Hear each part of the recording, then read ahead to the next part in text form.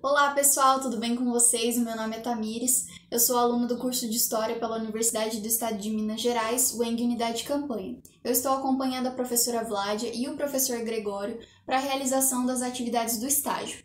Então, basicamente, esses vídeos aqui que eu estou gravando para vocês é uma forma de auxiliar no preenchimento das atividades do PET, porque ele foi elaborado considerando aí as questões contempladas, ou seja, as temáticas que envolvem essas questões, também como uma forma de ajudar vocês a fixar o conteúdo que vocês já viram ao longo desse ano.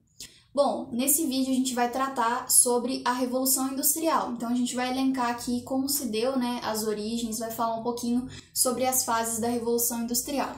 E a gente também vai tratar um pouquinho sobre quais foram as inovações que a Revolução Industrial colocou aí para a sociedade. Então, iniciando aí pensando justamente quais foram as origens desse fenômeno conhecido como a Revolução Industrial, a gente tem que pontuar um cenário repleto de transformações que se deu a partir do crescimento de demanda por produtos. Então, o que aconteceu basicamente? Considerando esse crescimento aí da demanda de produtos, foi necessário ampliar as redes de trabalho, as relações de trabalho e também modificá-las. Então a gente vai entender como se dava o trabalho durante esse período e como ele foi se transformando ao longo do tempo.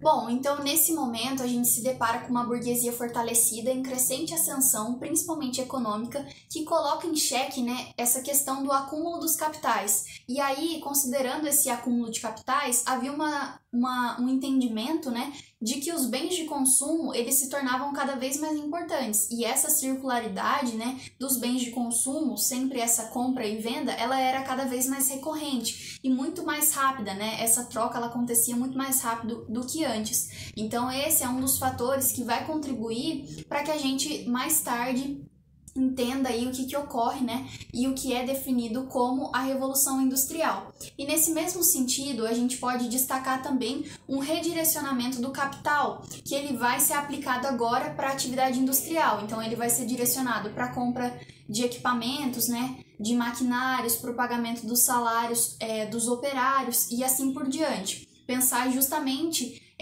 quais eram as necessidades que envolviam esse novo cenário de trabalho que vai ser as fábricas. A gente vai conversar um pouquinho sobre esse processo de metamorfose, de mudança, como eu havia falado no início do vídeo, para entender essas novas relações de trabalho. E aí as fábricas vão desempenhar um papel fundamental para a gente entender também essas mudanças, pensando o trabalho. Além disso, todo esse poder da burguesia aí que estava em crescente ascensão, como eu tinha falado anteriormente, ela identifica um processo também de ascensão do liberalismo econômico, ou seja, nesse momento o Estado ele não tem que intervir mais na economia, então o livre comércio ele predominava.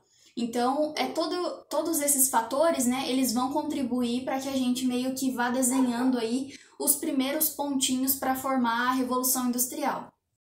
E agora a gente já parte para uma consideração que se volta para os fatores que contribuíram para que a Inglaterra fosse o berço aí dessa industrialização. Então, de primeiro, a gente já tem que destacar esse mercado consumidor que era significativo nesse momento. Então, o que acontece? A Inglaterra, desde o início, aí, ela meio que se desponta nesse cenário, considerando que ela consegue comercializar com várias nações. E aí, esse comércio, tanto interno quanto externo, ele vai possibilitar que a Inglaterra tenha um bom capital para poder investir nesse processo de industrialização. E ainda nesse cenário, a gente tem que incluir que essa venda, principalmente externa, ela era viabilizada pela Marinha Britânica, que também se destacava nesse panorama aí do que a gente está conversando, porque era um facilitador para o escoamento dos produtos. Então era muito mais fácil para você vender, considerando aí o aparato que eles tinham de acordo com a Marinha, Então ela representava aí um elemento importante para esse contexto aí econômico. E além disso, só para finalizar sobre a questão do comércio interno e externo, eles vão ser importantes porque vão gerar esse acúmulo de capital, que vão ser direcionados para a compra das primeiras máquinas que vão para as fábricas. E aí nesse processo a gente ainda tem que pontuar mais uma questão importante, porque a Inglaterra ela tinha uma situação política favorável aí a gente lembra um pouquinho da Revolução Gloriosa, né, que a gente teve a proclamação lá daquela Declaração de Direitos, em que o rei, ele precisava, em que o governante, né, ele precisava meio que seguir a Constituição, tinha que ter os seus projetos aprovados pelo parlamento. Então, nesse sentido, a economia ela já estava muito mais flexível do que antes, então a Inglaterra ela já tinha alguns pontos a mais para garantir essa industrialização, ainda considerando esse ponto. Além disso, os cercamentos também, eles foram importantes porque eles demonstram uma primeira experiência de exploração capitalista, né? Então, nesse processo também, a gente teve a expulsão dos camponeses do campo, que acabaram migrando para a cidade e se tornaram meio que símbolos, né? Eles representavam aí nesse cenário uma mão de obra mais barata. Então, foi um elemento que contribuiu também para essa industrialização, porque aí, saindo do campo, eles necessitavam de outro trabalho. Então, mesmo com uma grande oferta de trabalho, considerando, né, o processo de industrialização, e todas essas fábricas que agora necessitavam de um número maior de trabalhadores, em diálogo com essa mudança, né, do rural para a cidade, acabou que foi meio que o diálogo perfeito, eles se encontraram aí no momento necessário, né? Então, por isso que esses camponeses vão ser a expressão de uma mão de obra mais barata. Além disso, a Inglaterra também meio que teve outro ponto positivo, porque o subsolo dela era rico em ferro e em carvão, que são importantes aí para a manutenção dessas máquinas, né, e para esse cenário aí. Então vai ser uma matéria-prima que vai ser extremamente importante para essas fases, né, que a Revolução Industrial vai tendo e vai se caracterizando ao longo do tempo. Bom, então agora, né, a gente já considerando que conhecemos aí os principais fatores, né, que contribuíram para que a Inglaterra fosse aí a primeira a pensar nesse projeto de industrialização, né, e chegar à tão famosa Revolução Industrial, a gente vai discorrer um pouquinho sobre quais foram, né, essas fases da Revolução Industrial. Então, a primeira delas que diz respeito ao período de 1760 até 1850. E aí, nessa primeira fase, ainda é um processo meio que de ruptura, né? Então, ele está em transformação. Por isso que a gente pontua que a lã, nesse momento, ainda dominava, né, a questão da produção interna, voltada para o mercado externo. E ainda nesse período, a mão de obra ela era cara, porque os artesãos, né, que eram aqueles fabricantes do momento, eles se voltavam para a produção e eles tinham que se envolver em todas as etapas dessa produção. Então, um produto, para ele ser feito, ele demorava horas, né, talvez dias, dependendo do produto, aí não sei, mas ele tinha um tempo significativo, então ele também tinha um valor muito mais alto e a mão de obra também era mais alta, então era uma mão de obra cara, né? E aí, se a gente levar em consideração que nesse momento a gente retoma lá, né, aquela questão da origem. Uma das origens para a Revolução Industrial foi essa possibilidade de comércio que fez com que a demanda por produtos ela fosse muito maior. E aí dá para a gente conectar com aquela noção, né, de ascensão da burguesia, que meio que colocou em xeque aí esse acúmulo de capital e essa meio que especulação aí pela compra, né? Então, a questão de você estar envolvido principalmente com a compra de produtos, né?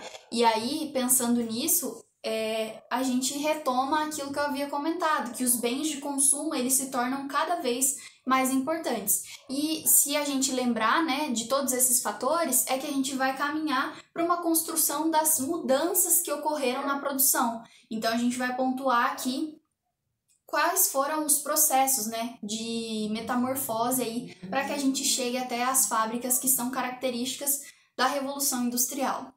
Então aí vamos fazer também um panorama geral sobre essa questão, iniciando pelas oficinas, né, que são as primeiras que vão aí meio que construir essa noção de trabalho. Então, inicialmente, né, os artesãos eles faziam os trabalhos nas oficinas, cada um na sua oficina aí, das corporações de ofício. Além disso, nesse momento, as ferramentas que eram utilizadas pelos artesãos eram movidas pela força muscular, que também vai ser uma característica que vai ser modificada ao longo desse processo.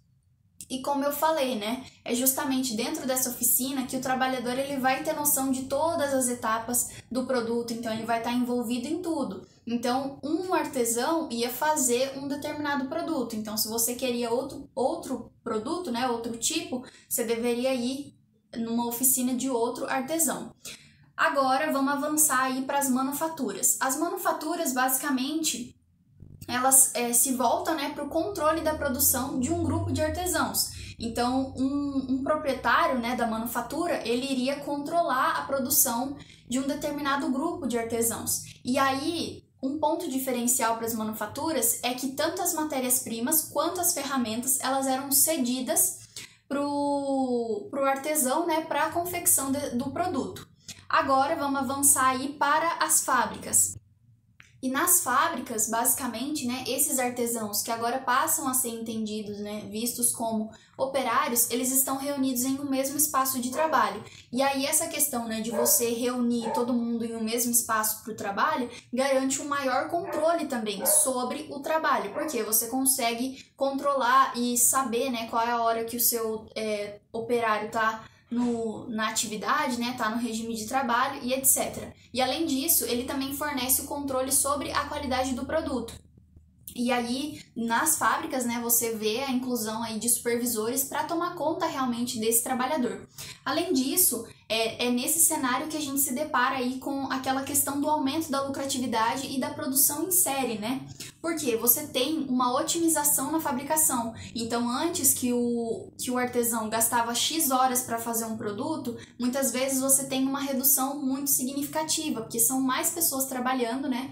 E você tem máquinas produzindo ao mesmo tempo. Então, não é só mais a questão humana envolvida nessa produção. Então, é pensando nisso que a gente pode destacar que a introdução das máquinas, né, nesse cenário aí de produção que vai ser as fábricas, vai ser uma transformação significativa durante esse contexto aí da primeira fase da Revolução Industrial.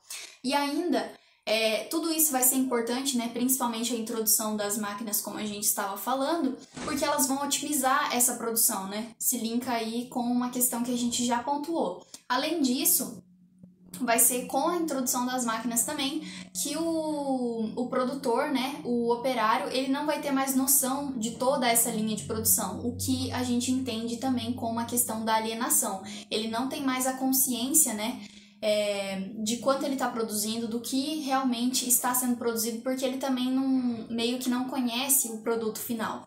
Então é nesse cenário também, né, que eles vão dominar aí mais uma fonte de energia, que é o vapor de água. Além disso, também houve a construção de navios e outros transportes que facilitavam, né, essa comunicação, essa interação entre campo e cidade e outras localidades também.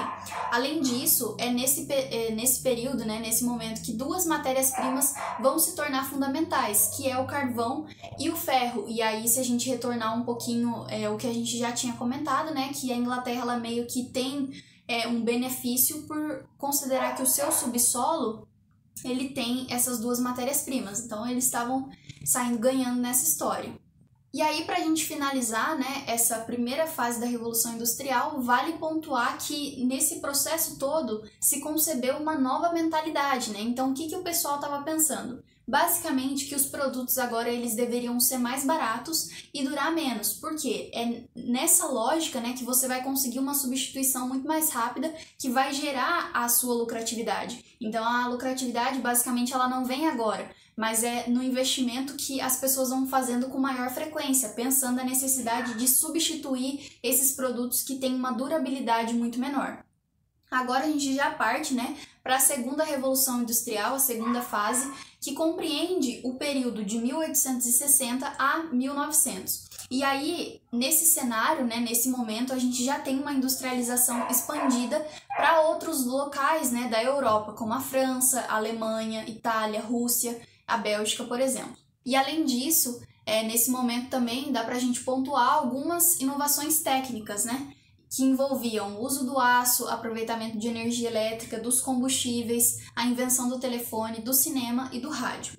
Agora avançando para a terceira Revolução Industrial, que basicamente se estende aí até o século XX, né, meados do século XX, e ela engloba as novas tecnologias. Então, a robótica, o microcomputador, microeletrônica, o uso de telefones, celulares, televisão, internet e assim por diante. E agora, considerando tudo aquilo que a gente já debateu, né, mesmo que de forma breve, a gente vai aqui meio que resumir quais foram os impactos sociais advindos aí desse fenômeno que é a Revolução Industrial.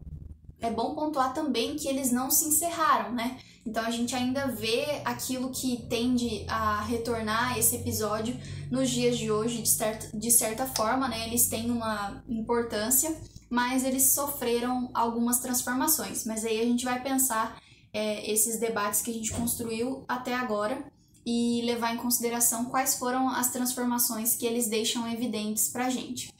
Então aí a gente vai tratar basicamente das novas relações de trabalho, do urbano, das inovações técnicas e tecnológicas. Então, nesse momento, o trabalhador ele vai ter que vender a sua força de trabalho, né? Então, nesse sentido, ele acaba se tornando o dono da sua força de trabalho e ele vai se submeter a receber um salário que muitas vezes é baixo. Então, acaba não sendo justo, né, pelo tanto que ele trabalha.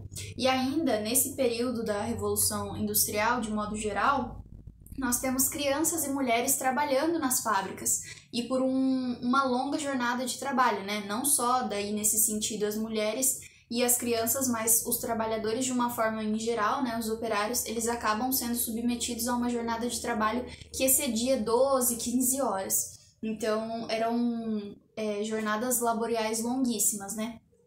Além disso, nós ainda temos, pensando aí o urbano, né, e ainda essas relações de trabalho, condições precárias, tanto para a moradia dos operários, em que bairros foram construídos para poder alocar esses operários estando, né, próximos às fábricas, e além disso, as fábricas também tinham condições precárias, então o local de trabalho também era precário, o que colaborou para o desenvolvimento de algumas doenças.